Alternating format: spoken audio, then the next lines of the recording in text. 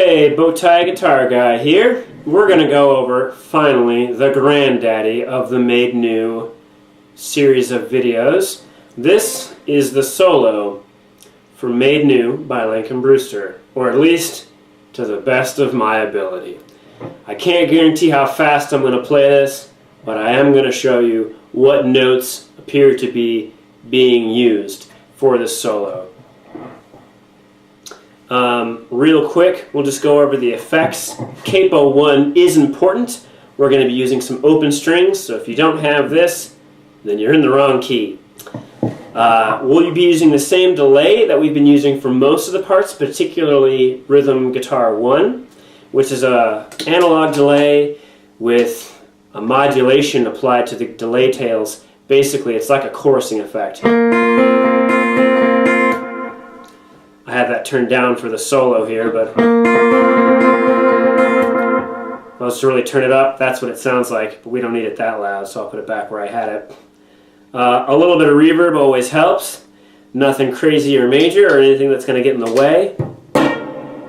It's just enough to fill up some space. And then once you get to the solo, this is when you kick on the overdrives. If you have one really hot overdrive, a tube screamer that is cranked is a great option. On my board, I use two light overdrives together to get a nice full driven sound. So let's start with a little less overdrive to clean it up a little bit and go over what's happening there in the beginning. I don't know, I can't remember exactly which pickup this is played on. I'm using my bridge, but I got some big fat humbuckers. If it gets too shrill, because we're going to be all the way up there, so if it gets too shrill, go into the middle position if you have to. He might even be using his neck pickup for this. I honestly don't remember. That's okay. In fact, I would say either bridge or neck, depending on your pickups. If you're using a Strat, probably the neck pickup. Alright, so here we go from the beginning. We're going to be, as a drone note, we're going to be playing the open E string all throughout the first part of this riff. So the fret numbers, not in relation to the capo, because that's just too difficult for me to do right now. But it's going to be on the B string, and you're playing the B and the open E for this whole first part of the riff. So it'll be 11, 10, 6, and you're hammering on and off of the 8th fret. So it'll be real slow without the open B string, or excuse me, the open E string. It'll be, so it's 11, 11, 11, 11, 10. There's something, I can't count, but you can hear what's happening.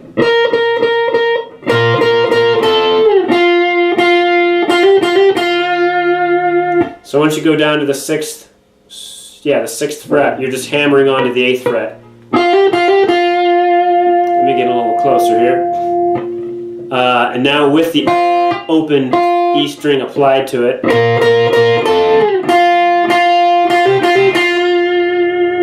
and that's the first part of the riff. Then we're going to slide all the way up to the 16th fret on the E string, playing just the high E string. Oh, I'm so sorry. I'm just a little off there. The note is going to end up sounding like the 16th, but you're actually on the 15th fret. That was close. So here we go. So you slide up, go up to the, not slide up, but just go up to the 15th fret. And you're bending that note up to the 16th, which I find is really touchy to not bend it too far, too little. So you bend it up, go back to normal, and then down to the 13th fret. So all together so far we have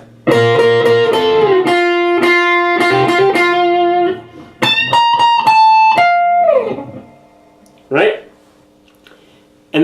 actually is pretty easy for a Lincoln Brewster solo, but now it's about to get real. So what we have happening, and I'll play it slowly first because I don't know how fast I can really go. I already screwed it up. Dang it.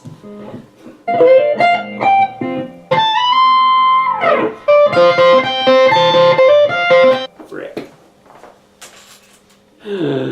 Cut that. Now it's about to get real.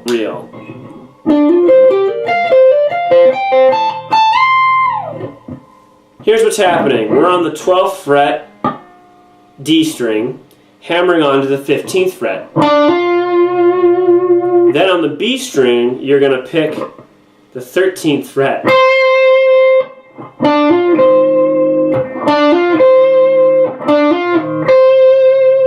Right?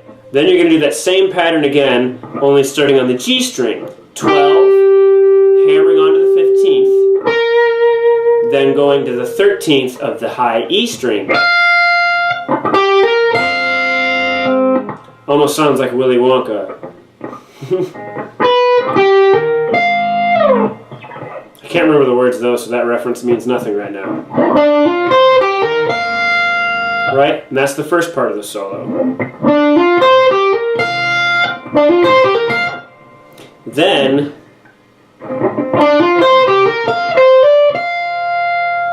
similar idea, but now we're 13th hammering onto the 15th and getting the 13th fret on the high E string, so this is on the B string here.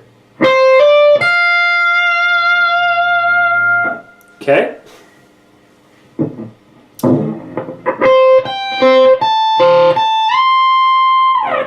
So once we get up to that point,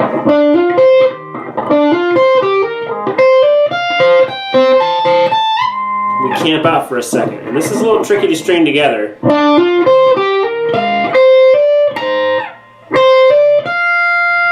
And then it's just going to go back and forth between the B and the E string. On the E string, you're going to increase each time from the 13th, 15th, 17th, 20th. Right? Yeah, 20th.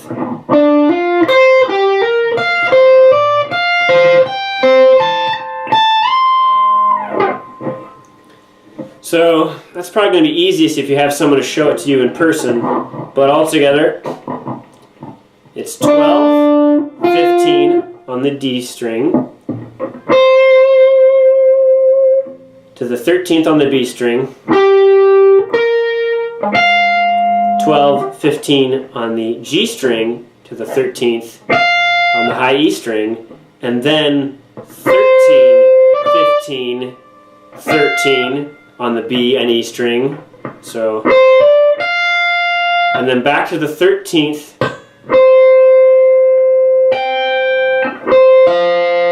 back to the 13th on the B string, and barring the 13th on the E string, and then 13th on the B, 15th on the high E, 13th on the B, 17th on the E,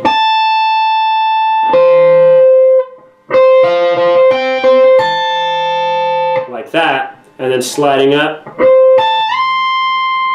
to the 20th. And that's how it goes. But now it's about to get real, real.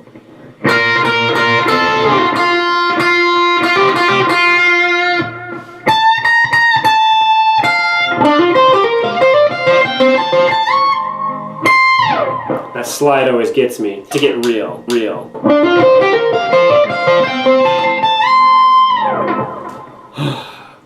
Keep practicing. In another week, I'll probably have it down pat, and I think that you could probably do the same. Ciao for now.